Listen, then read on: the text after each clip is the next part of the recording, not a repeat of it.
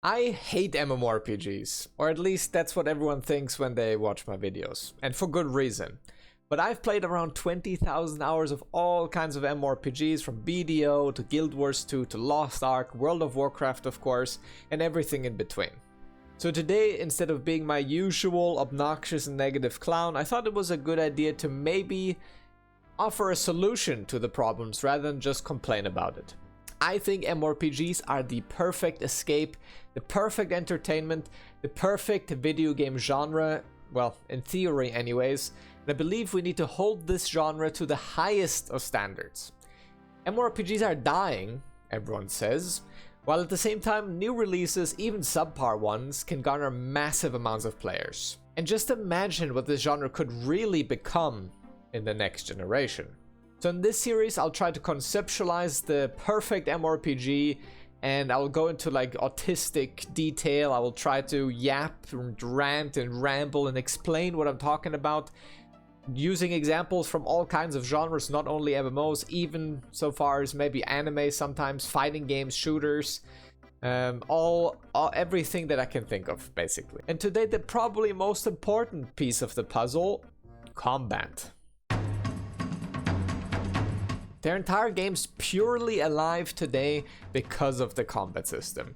BDO, Lost Ark, even in the tab target space, WoW and Guild Wars 2 still rule, and I think it's mostly due to their combat system. In all forms of entertainment, insane combat and power systems can make or break enjoyment. And it's really no secret that if your character feels fun to control and fluid and smooth, that the game automatically is just more enjoyable, even if the content behind the combat isn't as good as you might have expected. But first, we need to talk about the overarching, well, canvas of the MMORPG, because there's always discussion between, oh, is it tab targeting, is it action, what camera angle, and I think over the years it's become very, very clear that action combat, well, albeit not at its perfect state yet, at least we haven't seen it, is superior in many, many ways and allows for much more skill expression, a higher skill ceiling, and in some cases even a lower skill floor. But I'll get into that. There are some systems from tab target and maybe even turn-based combat systems that we could even take into account for an action combat game, but generally speaking, those are symptoms from an older age of PC gaming and development, where, well, PCs weren't that strong yet, so having very nuanced action combat sequences wasn't really possible. After all of this came from tabletop RPGs. That's why we also have systems like crit and evasion that are completely RNG and kind of don't really work nowadays, because you can actually just evade with a button, right? So there's a couple of these old remnants of old RPG design still in modern action RPGs, and I think that's also something we will tackle. But first of all, what do we have to get right to make the best possible MMO combat? Easy to learn, hard to master. Every single game dev, every marketer always says that. Oh, our game is easy to learn. They're always, well, almost always lying. But it's important, and they're correct in saying that and marketing that, because it is incredibly important to get that right. But so far, no one has really understood, at least in the MMO space, how to make that happen. Some games have already mastered this, but the system that I would propose would be something closer to a game like Monster Hunter, something closer to a game like Elden Ring or Smash Brothers. And I'll explain why. I would propose a motion input based combat system, specifically for the weapons and for the foundation of the combat system. What does that mean? Yes, we've heard about New World, we've heard about Throne Liberty, Chrono Odyssey, all of those games, weapon swapping, all of this junk that we don't need. That's just not what I mean. What I mean is a combat system similar to Monster Hunter, Elden Ring, or in the background you can see Smash, that changes the attacks depending on, well, just one single button and a directional input. So for example, if I just use my controller and I press the normal attack button, my character just does a slash. Maybe the slash has a second attack too if you press it twice, but basically it's very simple, right? Now if I lightly attack, lightly go into one direction and press the same button, it becomes a different attack. And if I do a heavy attack, or in Smash it's called a smash attack, There's a chargeable attack that does an even different attack. Now, I just show you this here because I think it's very easy to see in a 2D game, but I also think it would be quite easy to implement in a 3D MMORPG. So there's also attacks like jump attacks, where if you jump and you press the light attack key button, it does something else, and so on. So it basically just uses a singular button for a multitude of different actions and a multitude of different combat scenarios. So what would that look like in an actual MMO? Games like Elden Ring, games like Monster Hunters also adapted a similar system where you have like light and heavy attack split, and that makes it quite intuitive to learn because it's just a directional input. I press right, on the left click, it does something on the left click but to the right. It's very, very straightforward and very intuitive, but at the same time allows for a lot of different attacks to happen at all times, and most importantly, you can have access to this from the get-go. So what do I mean? So right now you can see L stands for left mouse button and R stands for right mouse button. And I will add something on top of that too. L just is a light attack, and R, well, a heavy attack. Very simple, right? This is also used in Elden Ring. This is used in many different games. This is not the first time this has been proposed, although it very rarely exists in MMOs. So basically for your pure weapon attacks, for your basic attacks, if you will, you literally only need 2 buttons in combination with other buttons, okay? And I'll explain what I mean by that. So for example, we could add a sprint / a dash variation of this. This could work for both of these. Meaning, if you press shift, let's add that too, shift plus LMB, it does something different, and shift R and B, it does something different. Also, I should add before we move on, just to not confuse anyone, light attacks are obviously fast, not so committal, maybe not so long animations, while heavy attacks are committal, maybe a little bit more clunky, but also have a bigger reward when you hit someone. Also, I really like a system from, I'll put it in blue because it will fit, a system from Lost Ark, where you can counter attacks. So this is basically more relevant for PvP scenarios, but maybe there's mobs that can counter too. Essentially what that means, if you charge up a heavy attack, someone that has a counter on a move or on a basic weapon attack may be able to counter it. Looks like this in the Lost Ark. It's really satisfying in boss fights. I love that system. I think most MMOs should adapt it. Basically what it means, bosses will sometimes use very strong attacks that have a relatively big wind up, and if a player in the group uses a counter attack at the right moment, he cancels the boss attack and CCs him. So it's very satisfying, not only for the person who counters, but also for everyone in his group who benefits from that. So I'll just add that here. Obviously this is more relevant in PvP in this specific scenario, but this is also something I would include in PvE scenarios. Okay, now that being out of the way, we have a sprint dash. Then we obviously have a jump variation. So if you jump and press light attack, you jump and press heavy attack, it does something else. Then we have a side move. So if you walk to the side, BDO does this a little bit. BDO actually does a lot of these combination inputs, but it's obviously more tied to direct abilities rather than, you know, a system like this. So I'll add a plus here because that matters. And obviously you have a normal. So without any additional inputs, you have a normal, slight and heavy attack as well. And you could add more things to this. You could do a back light attack, a back heavy attack, so while you're moving backwards with your character. That means that could be something too, but I don't know how complex we want to make this, because as I said, this is just the foundation here. So we have a back attack maybe on top of that, and I would also include one attack that combines both. So maybe there's a, let's call it a special attack that combines left click and right click. So maybe you have a jump special attack and you have a normal. So what that means is, let's include the back for now, the back attack as well, while moving backwards.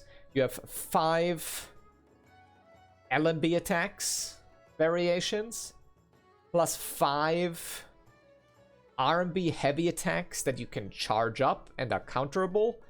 And you have 2 special ones. One for normal and one for jumping. I think that's the easiest to implement. Although obviously you could do another 5 here.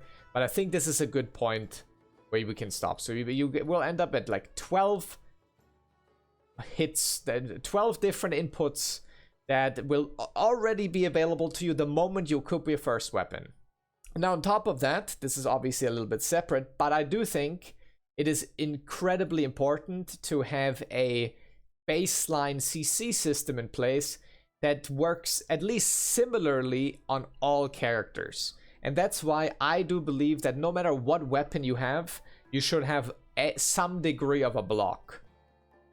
Now that might be weaker on some classes, and it might be better if you're wearing a shield and so on, but I think having this available is quite important, and even more so important in a different scenario, and I'll get into that in a second.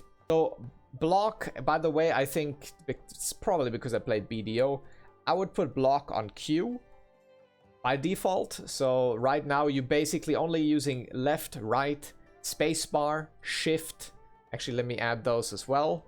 So these are basically the inputs. All of them very easy to understand, very simple. Anyone who's ever used a keyboard and a mouse before will easily be able to execute them, and they will feel quite intuitive. So you already have 12 keybind inputs for the combat system that is very intuitive to learn, and that allows us to create a foundation which they can then expand into something way cooler. First, though, I will also explain the block system, because since we're already on block, let's talk about this entire subject before we move on, because it is a fundamental part of, well, any game, right? Excuse my paint skills, but I think it will I hope it's clear anyways what I'm talking about. So you obviously have a health bar, you have a mana bar, and what I would propose is a poise meter that goes around it. And obviously it should be filled out in the back here too, but otherwise it will look a little bit weird. A poise system basically means, because I do think a good action combat RPG always has some degree of a stagger system where you get hit and there's feedback, the monster is staggered, the player is staggered, or in our case, the poise bar gets a little bit lower every time you get attacked or hit by a staggering or knocking back move. Okay? Why is this important? Because I think it can get really frustrating really quickly if small little hits of a random mob that shoots you from across the map staggers you, or if an enemy player hits you with the very light attacks that don't do any damage but you still get staggered. I think that's annoying, and that's why I would introduce a poise system that is basically, I guess, like a stamina bar just for you not being able to be staggered yet. Now, why does block matter for this? Because I would just combine it. Meaning if you're blocking and you get hit by a move, the poise bar also is being removed. Just with the exception, a lot less obviously, because you're blocking. You can already combine a blocking system that you could even have parries and all kinds of things with this poise system, and it would be a completely seamless version. Now, it's important that this exists too, because obviously if you're getting hit too much, it will eventually burst. And that's when the real comboing starts. This is where you can go back to Tekken, go back to Smash, go back to fighting games, and actually have combos, even in Lost Ark that existed, without the need of having an extensive amount of super armors protecting you beforehand. So this poise meter is basically a foolproof, easy to get into. It's like protection at all times. But if you know what you're doing, once again, it will be much more powerful. You know when it will recharge. You know how block works. And maybe even if this poise meter breaks while you're blocking, it could CC you. Something like that. A couple of games have done that before. So if you're blocking and blocking and blocking, eventually the block will break and you will get CC'd. Now, the CC part is debatable, but in general, I think this is the idea where if your poise meter breaks, you will be in trouble. And a couple more things to talk about here. All of these weapon attacks here are not even interacting yet with your mana or resource system and do not have cooldowns. And that is important, because now that we've established this foundation of the game, we can go significantly further. And by further, I mean we could add very interesting skills back into the game. So for example, these are the skill bars that are somewhere below on the bottom of your screen. And a big thing that I really dislike about modern RPGs in general is skills are way too easy to get and they're pretty boring. You just end up being like pianoing on your keyboard. Nothing interesting is going on, and there's no RPG elements either. So you're basically going online, watch a guide, and then you just click buttons in a rotation and that's it. I think skills should be way cooler than that, and we should go back to our RPG roots where skills actually mattered. I'll just do the first bar here. What do I mean by that? So for example, this class has mana, it's blue, let's just go with that. This class, if you get to the first stage or whatever it is of your class, the first level, you get a fireball ability that is very simple, cast, costs mana, and so on. The first thing we need to think about is resource management being interesting and skills on your hotbar actually having, well, a cost to them. First, maybe a cooldown cost. So let's add, firstly, we will add that. We have a cooldown, maybe relatively high cooldowns, but I think much more importantly, high resource cost. I'll just call it RC, resource cost.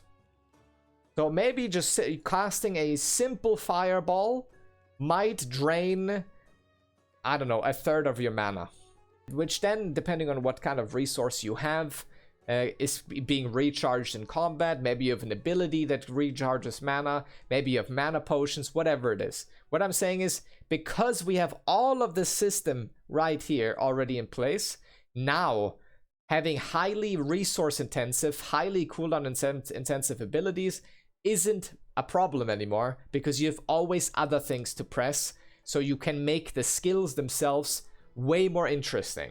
So instead of this just being a normal fireball, maybe it has burn interactions, maybe it has skill variations. Actually, that's something super interesting, and I want to show you that. In BDO, some abilities change completely depending on the situation you're in. Now, the way they did it is kind of fake, and I'll explain in a second. But basically, this is the normal Awakened Striker grab. You grab the target, hold it up in the air, and let him fall down. Now, if we read the skill description, after Spiral Cannon, Endless Explosion Attack, Endless Fight Attack too, Fallout, Rampage, and so on, this ability changes. Now, this is kind of a cheap way to do it because you need to do specific abilities beforehand, but it's still a really good showcase. So you saw the grab from earlier, now it looks like this. I drag the target across the floor because I had like an ability beforehand that had significant momentum. So in that case, it might be a momentum variation. Instead of having a specific ability before the grab, it should be if you have this much speed, if you're this fast when you're clicking this ability on a target, it will change. This could very easily be implemented in more complex skill systems, like I mentioned before, right?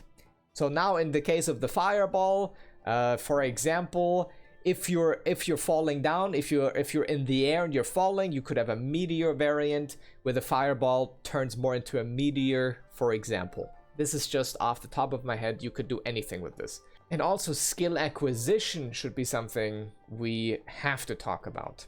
Because usually you get to go to a trainer or it automatically gets put into your hotbar when you level up. That's, I think, really boring. I think having a degree of, well, baseline formulaic acquisition methods like a trainer is good. But if we go further and further into the game, I believe we should move to a, well, in a lot of media, it's called the skill or the magic grimoires, you know, the little booklets that you find in the world that have, you know, in this case, magic on them. I think that is probably the play. which means out in the world you will find recipe-like books, for example, that require your specific class. Also, we will get into that in a second. Your mastery of fire, mastery of something. So to use a fireball, you need to be level 2 fire mastery or whatever. Weapon mastery also ties into this, right? I'll just add weapon. So if you need maybe a certain level of short sword to use that attack, something like that.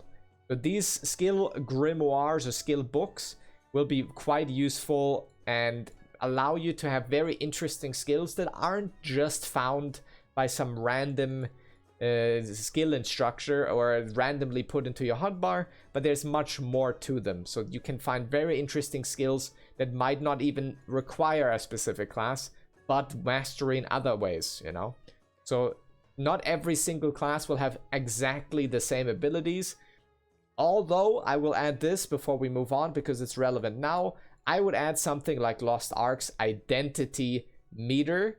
So in Lost Ark, for example, I have the identity right in the middle of my hotbar. In this case, I'm a shadow hunter, and if I fill the meter up with specific attacks and specific abilities, I will get to transform into a demon with completely different set of skills, completely different set of animations, and so on. So I would definitely want to have classes in my game. I think the removal of class systems in modern MMOs is a big tragedy. You can create very interesting systems and customizations while also maintaining classes. So that's what this here is. I'll just fill it out with red. This is the identity meter or identity mechanic.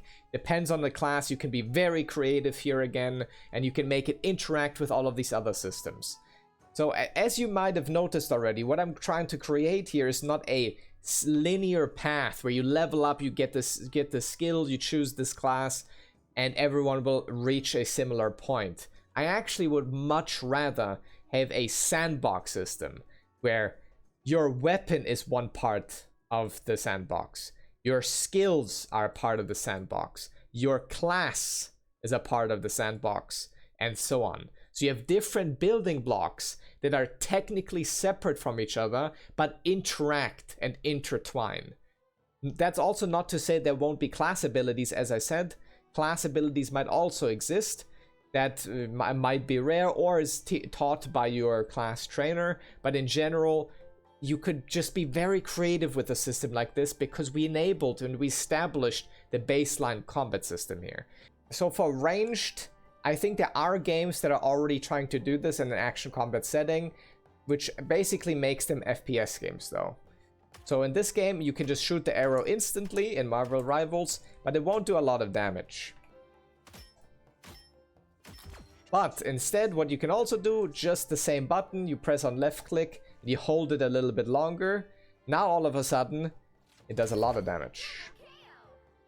So that's what I mean. I think that's how you could change the ranged part of the game to be a very easy left click that doesn't do a whole lot, and a charging up one that also coincides with bows. And then on a right click, I would have more special abilities, maybe that are intertwined with a bow or with a staff, or if you're wielding a magic weapon, there will be some special attacks that are depending on movement directions again, but just to have a baseline system in place here too that does work for ranged weapons. And obviously, if you're a healer, I'm absolutely down to have more AoE based abilities already on the weapon itself. So it's not so much about being an FPS aim god, but more about decision making, cooldowns, and resource management again.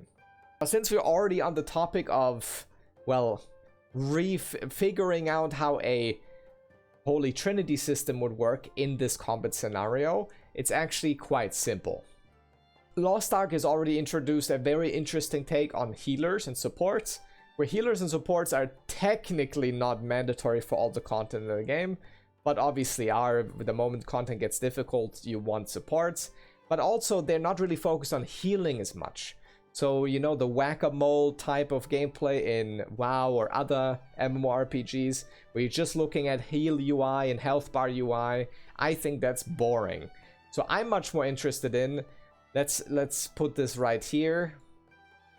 Supports should be there for buffing in good situations, maybe damage buffs, maybe movement speed buffs, maybe attack speed buffs. Support should be there for shielding, where if there's a big hit happening, or let's also say damage reduction, where in certain situations someone might get hit, so you can save them with something like that.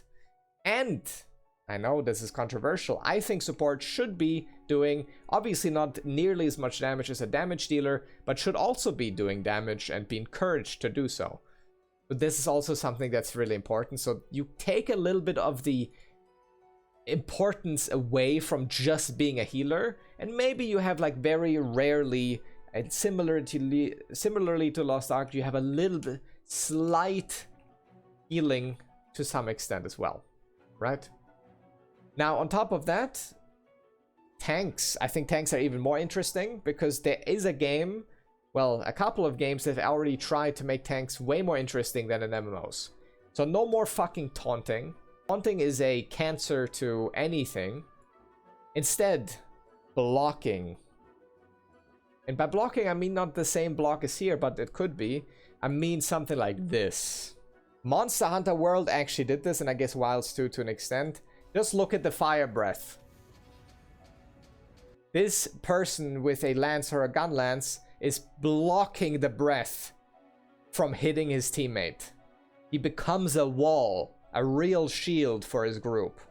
This is the kind of content tanks should be excited about. So that's what I mean here by blocking. This is also similarly in League of Legends, for example, or in other games like Marvel Rivals, Overwatch, where tanks are more blocking things rather than taunting something, right?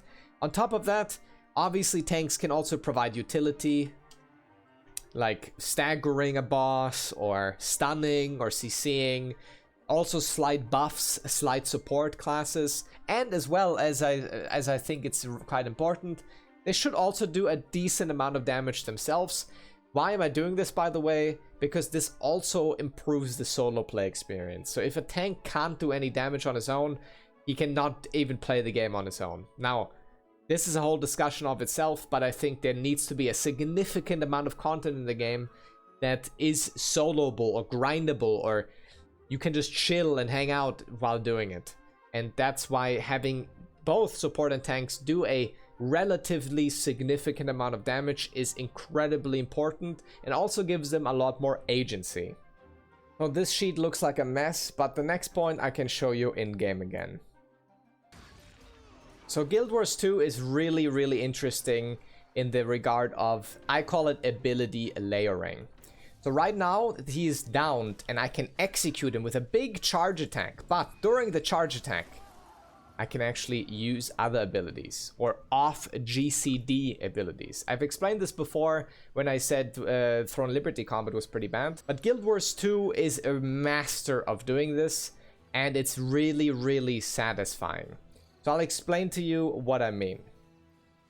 So for example, this ability here, as you can see, there's a little bit of a cast bar, but it's basically just a timer of your animation, I guess, which can also be interrupted. But during a cast like this, during an animation like this, you can have abilities that don't have their own animation to, well, intersect, and you can layer them on top of them.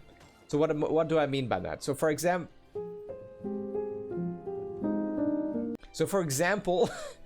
during this I can teleport. During this I can dodge, because there's a special class that has a mirage image, right? During this I can press one of my class abilities here that lets one of my clones explode or do other things. So I have control over a situation. Even though I'm mid-animation, I can have further control than just pressing one button and then letting my hands off the keyboard. There's more things to do than just waiting for a cast bar to fill. And good players make incredible use of this, where it becomes so satisfying to layer your abilities on top of each other and create like your own playstyle and interrupt people during your own animations and stuff like that. I would highly propose something like this, and I would also say it's quite nice to have a system like this once again, because it will be easy to implement further ability layering stuff that you can maybe use while you use basic attacks in that sense. And we also have to talk about physics, and that's why we're back in Smash Melee, because it has incredible physics. Now, in some games you have something called inertia, like here too, where my character keeps sliding. Well, usually that's pretty annoying to deal with. In this game, it has a bigger, well, system behind it. Let's call it momentum system, where during these things, there's different types of ability layering you can do. So right now, this is what you call it, a wave dash. The funny thing about this is it's not really an ability or a skill or anything like that. It's actually just me jumping and dodging sideways into the ground, diagonally into the ground. I just do it so fast that my character uses the momentum of the dodging downwards as I slide. So a physics engine that allows for interactions between how the physics, how landing, how jumping, how running, how dashing works, also gives games incredible amounts of nuance and, well, intuitive complexity to an extent as well.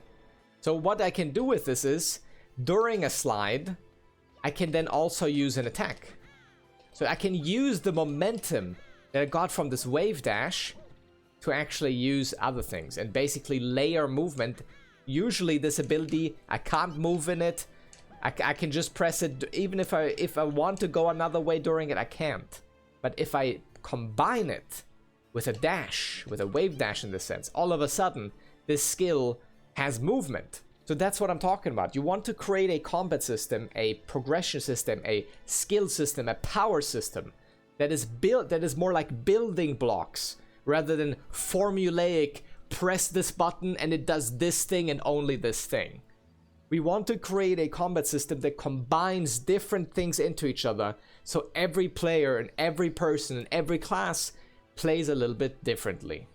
And that also brings us to difficulty, because combat is only so fun if you can actually use it in things. So if you have complex combat system and there's no challenge, that's a problem. I believe every single, even the small monsters, even the shitty ones, even the ones that you find in the very first area, need to have some degree of difficulty, at the very least when you encounter them for the first time.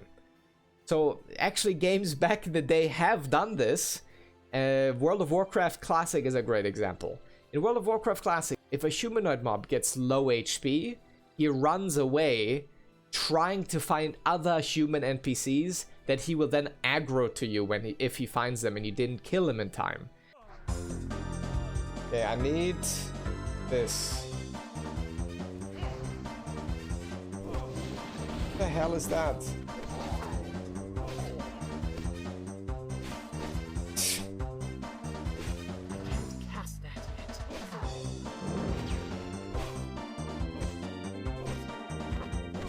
He resisted. I just need you, man. Still recharging.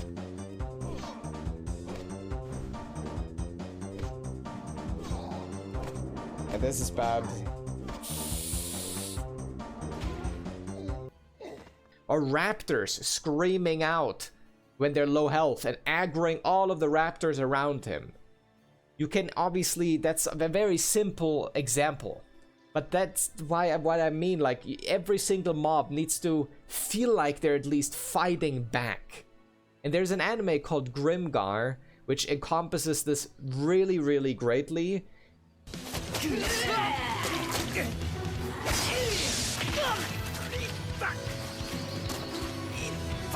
And then you can combine that, if even small, insignificant mobs have kind of a skill ceiling, and if you learn their mechanics, you learn their things, you will beat them way quicker.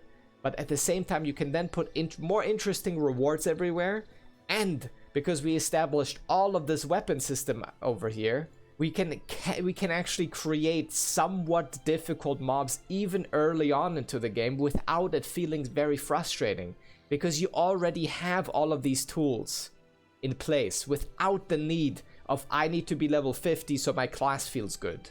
BDO is probably the king of action combat in general because it allows you so many different tools in all situations, and the game is really fast paced. If you see really high level players with a lot of attack speed play the game, it looks like they're breaking their hands, and there's so much going on, which feels really nice. There's one downside though, and that requires a lot of protection. Now we've talked about this already with the Poise, but BDO has the problem nowadays because it's too fast that basically every single ability needs to have some degree of protection, or otherwise you can't even use it because the game is too fast, and otherwise you will just get hit all the time, over and over, get staggered, gets hit, get knocked down, whatever it is.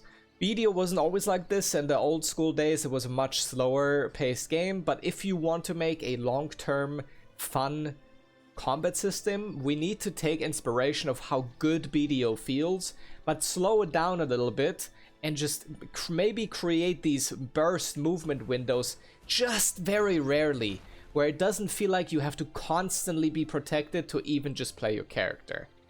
And that's how we come to my friend Rushed and Lost Ark. Lost Ark, especially back in the day, because I haven't played in a while, has done that much better. Lost Ark's combat system is significantly slower while still maintaining incredibly satisfying combos and really high hit impact. The way the game does this is by having really nice damage numbers, first of all, really nice animations and sound design, but also the game is a lot more slowed down, so having a super armor ability, having an ability that gives you complete immunity, which in most cases is just your awakening, is important and is rare. So it's not every single ability that has to have super armor because the game is more committal. Every button you press has longer animations while at the same time feeling very good. So basically what I'm proposing here is the combat pace should be somewhere in between Lost Ark and BDO, where it's a little bit more slowed down, a little more committal, a little more intention behind the buttons you press, so it doesn't become this spam fest of super armors, while at the same time maintaining burst windows and maybe high skill windows where people are really good at the game that can still feel like BDO at the same time. And there's one more quite important thing to talk about, and you can already see it a little bit in the background. That is Hitbox and Hurtbox Fidelity. What do I mean by this? Most games, if you hit someone or you press a button, there's a very specific hitbox in front of you where, you know, the ability will hit or the attack will hit. Smash does something very interestingly, and I think a lot of fighting games do, and we can learn from that. Right here you can see Marth's forward smash. And why do I take this example is because you can see it very clearly. First of all, the Hurtbox is very specifically defined in 3D. And a lot of games cheat on this, especially in MMOs, where basically the Hurtbox is just a box around your character, while you can see here his arms are Hurtboxes, his head, his legs, and so on. Not his cape, obviously. That's one thing, and we'll get into the Hurtbox part in another game in a second. But the important part here is the hitbox, because Marth's forward smash has something called a tipper hitbox that has a sweet and a sour spot. And you can see it right here. The purple, pink boxes here are the hitboxes of a sour spot, while the red one is the hitbox of a sweet spot. So if you hit this red part of the attack, it will do significantly more damage and more knockback. Why is this important? Because not only does it allow for a lot more nuance in hitting your target, so spacing becomes very important, but also, although it's a forward slashing attack with a sword, it starts at the top. So it already has a hitbox at the very top. And I think that's super sick for combo games, because right now, if someone is above you, all of a sudden it hits. While in most MMOs, only someone who's in front for forward slash would get hit, right? We can learn a lot from fighting games, and I think this is one of those things. The only problem with this much fidelity and complexity is probably that we will need really good servers. And the last part of this is the Hurtbox that I wanted to get into, and I think Monster Hunter this is the best out of any game I've ever played, specifically for bosses and PvE stuff. So for example, this is a Rathian, a dragon, and there's a little guide in the game that shows you things. But if you go one page further, you can see a couple of other things. For example, on this dragon type monster, you can break its wings, and you can also sever the tail. Now that means every single part of this monster has different Hurtboxes that function differently. And that is quite important, because if we scroll down here, you can also see different weaknesses to different elements on different parts of the monster. In this case, dragon attack is really good on the head, and other things that are strong in other areas. So what Monster Hunter not only does perfectly, but also emphasizes, is that monsters, and you could even extrapolate that to PvP or other smaller targets, that have different types of areas of weak points. Well, the most common example is headshotting in FPS games, or most recently in MMOs like Lost Ark or BDO, back attacking, down attacking, air attacking. So you can create weak points on different parts of, well, a PvP target, or if the monster is bigger, you can actually create weak spots and hurt boxes that are different depending on the body part. This is important because severing the tail on this case will, well, completely destroy any availability of the tail. Meaning, in this specific boss's example, the tail usually poisons you. But if you sever the tail, all of the tail attacks will stop poisoning you. On top of that, this game allows you to also carve out well, materials from severed parts. So severing a tail also gives you materials, and breaking different parts of a monster also gives you, well, other materials. So it's incredibly well made, and also something MMOs should 100% take inspiration from. So combining all of these things together in one coherent sentence, and obviously things like sound design, animation design, all of these things matter a lot too, but this goes a little bit beyond the scope of this video alone. What I want to create is a game.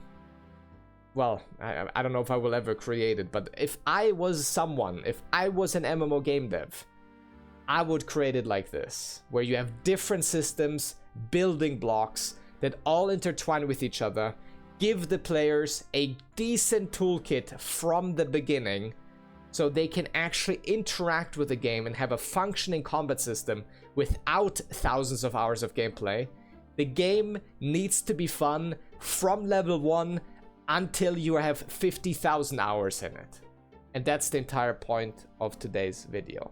There's a lot more I can talk about. I have so many more points in here, but to be honest, I think this is a good wrap for now. My paint looks terrible, but I hope I could give you somewhat of an understanding of why I am so, well, angry almost about the modern day combat systems, because most of them, with some exceptions, obviously, like Lost Ark, BDO are the most recent good combat systems, but even those are lackluster and lack creativity. We have forgotten RPG systems where it's exciting to get new abilities, and instead of just rushing to endgame, get to max level and just get a toolkit of things and you watch a guide on how to do a rotation, I want a game that has a progression system that lasts and starts from level 1. And you can add other abilities on top of that. They're more niche, like water walking, ghost wolf and WoW, you know, underwater breathing, things that are not not even super combat related, but things that you can put on your hotbar because you have the tools. You're not restricted by a rigid theme park endgame system.